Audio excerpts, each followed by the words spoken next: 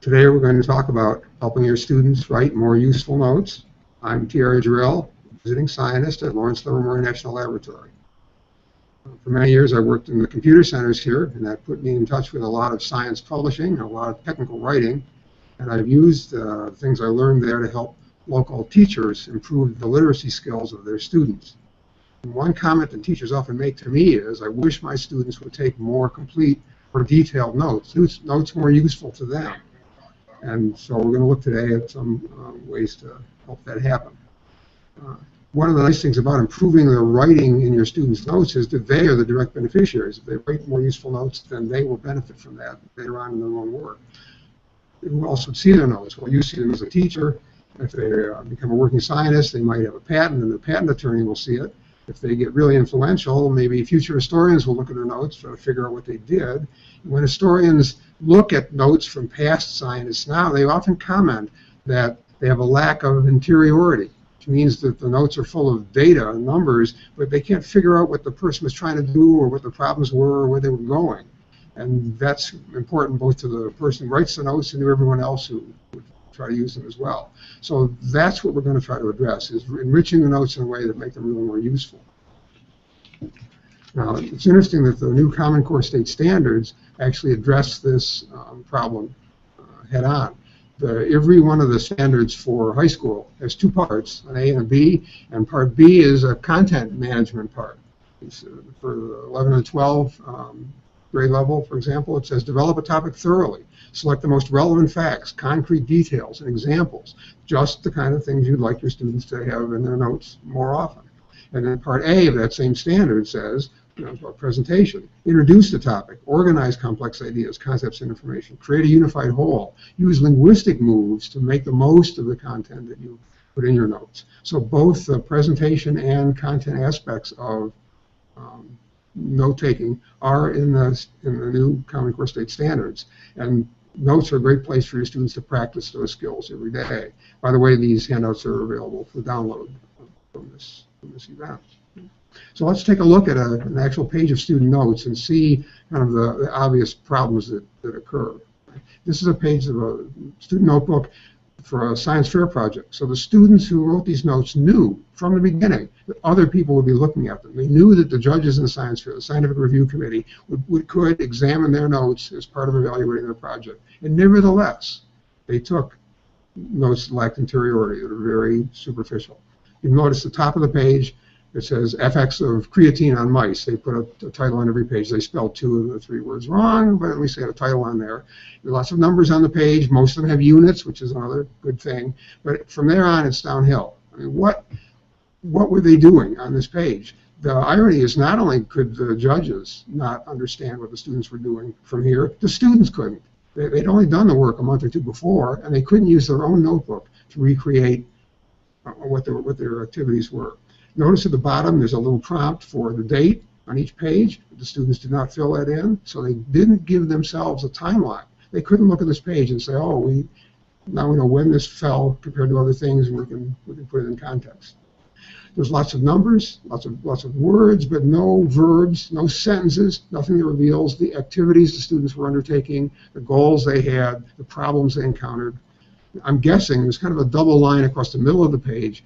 I'm guessing that above that line is just numbers, just data. They wrote down drinking water for the mice, the high-dose group, the regimen group, and the control group. I don't think there were anything more than just recording something there. The bottom of the page, I think, was entirely different. I think they were planning how to dose the mice. They know that students, their friends, take creatine for bodybuilding. I think they scaled back the human dosage for mouse level, and then they divided it up into 3 levels, high dose, the medium dose, and a control group.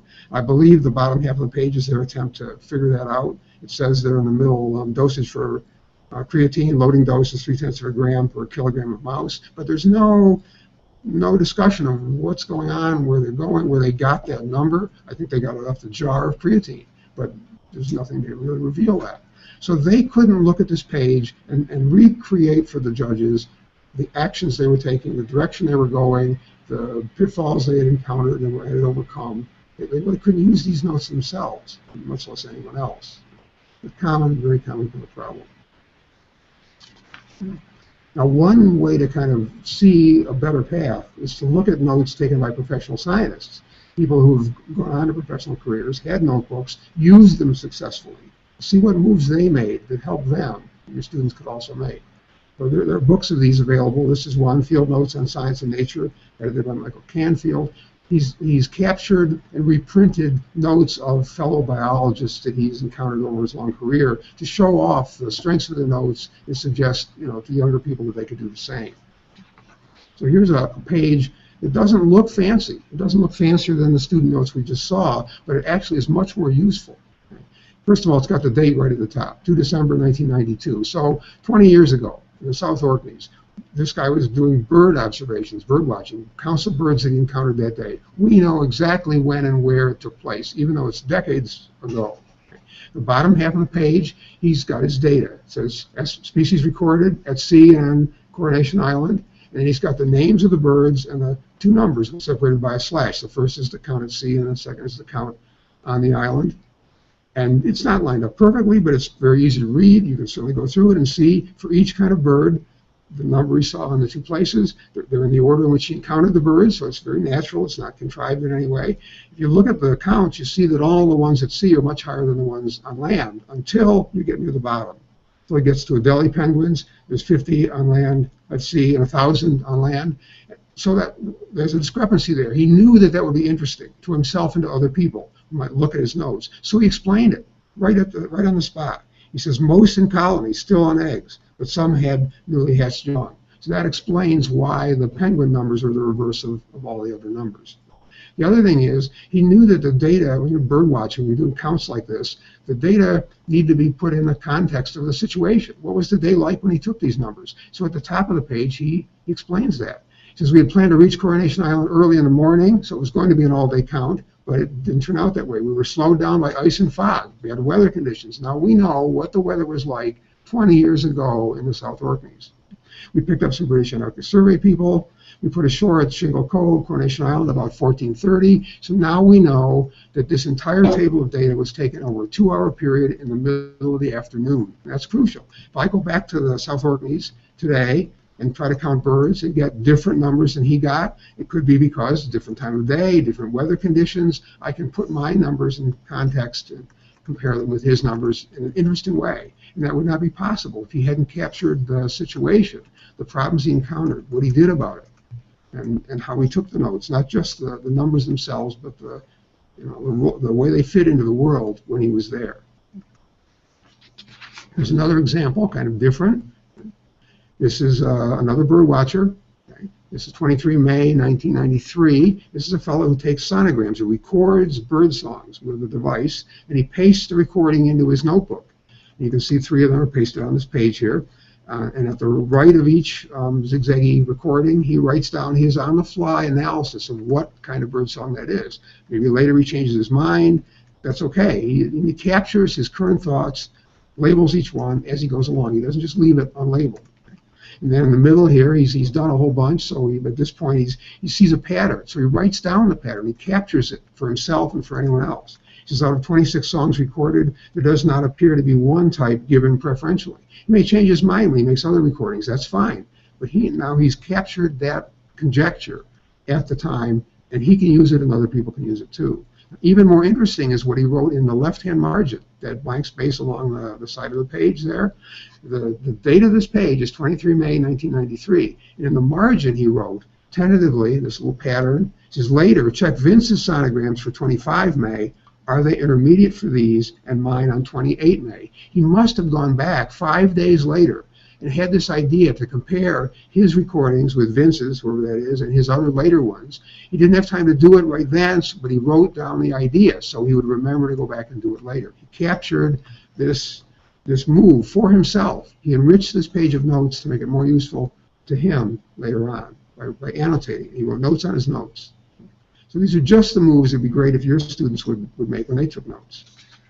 Well, I've tried showing examples of good abstracts that get students to write better abstracts or good notes that get students to write better notes. That only works up to a point because you have to be able to learn from examples if that's going to work. And one of the skills that many students lack or building as you teach them is how to learn from examples. So sometimes you need to scaffold that. You need to give them a shortcut that will help them do better in the meantime while they build up that skill of learning from other people's good examples. One way to do that is to give them a checklist, a guideline here. Okay? The things that everybody's concerned about when they write are organization, content, signals of a reader along the left-hand side. And then the note-specific features are itemized in the middle. Things that students often overlook, but they could put in the notes if they just had a reminder to do it. For example, right square in the middle of the page, it says date your notes. The students' notes we looked at earlier, there was a prompt on every page, which they forgot to fill in. So they're important. Capture key claims if you're writing about someone else's ideas. Use sentences and verb phrases, because verbs reveal what you're doing, what you're trying to do, how things are going. There's a sense of direction. Capture your goals, problems, alternatives. Not just what went right, the birds you actually saw, but what went wrong. The fact that ice and fog delayed your start, that kind of thing. So you later know the context for your work, and other people can put it in that context and take advantage of it. Record and credit other people's work, the comments, write down any questions you have, questions for yourself, like the fellow who realized he should make more comparisons and wrote down that idea in the margins. So there's a list of features here that students can look at, and it reminds them to give it a try. Now, one can take it a little farther. The next page is another version of this same list, only it's done up as a rubric, a yes-no binary checklist. So students can take notes during a lab or during field activities, then go home and look over this checklist and check the yeses and nos. If there's lots of yeses, they're probably doing pretty well. They get reinforcement. If there's lots of nos, then those are things they missed, opportunities they could have taken, features they could have deployed but didn't. And it's not too late to go back and put them in. Maybe they could add headings, they could add comments, they could add cross-references at this point and enrich the notes they took originally and make them more useful for other people. So this is a way to get the students to kind of actively review notes they've taken and give them a second pass. It's not too late to make them better than they were. One other technique that's often used to encourage students to write better notes is to use a two-column format. It's sometimes called Cornell notes. There's a large right-hand column and a smaller left-hand column. And most of the notes, the primary notes, go in the right-hand column. But there's this empty space inviting you to go back, to have second thoughts. Add the headings that you forgot to put in. Enumerate the lists that you forgot to write down the numbers or bullets for the first time. Add that cross-reference or that question that came up on a second pass. There's a place to do it. You can make your own notes better by taking advantage of this scaffold. This is, interestingly, Cornell notes have a great heritage in the history of science. They've come into common use in the second half of the 20th century, but they're much, much older than that. In the year 1500, Leonardo da Vinci kept a notebook, and he kept it in this two-column format. He had a large column where he took his primary notes and a smaller secondary column where he wrote annotations on his notes, second thoughts, comparisons, little diagrams and pictures to illustrate the concepts he was writing down.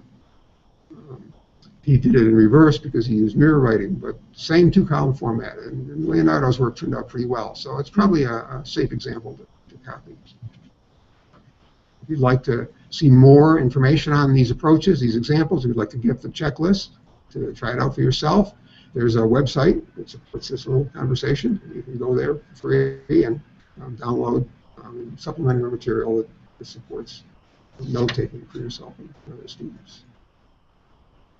So one question that's come up is how note-taking has changed over the years, and I think almost all scientific writing has evolved over the 20th century, which is almost during our lifetime, my lifetime anyway.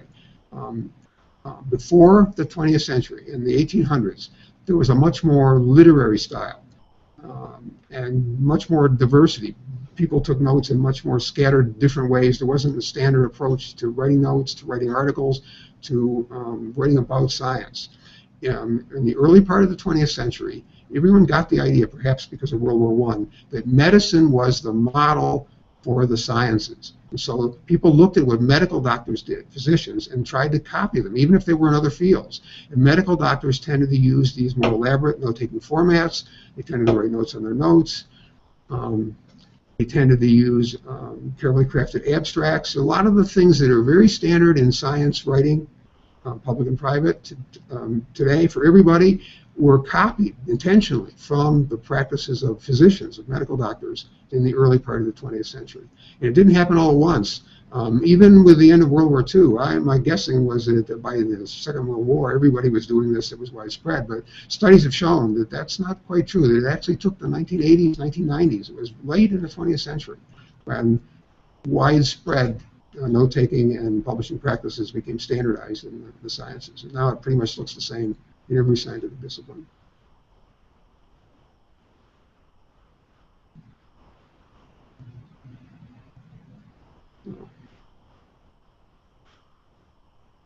So it's been pleasant talking to you, and I hope these suggestions will help your students take more useful notes for themselves and for everyone else.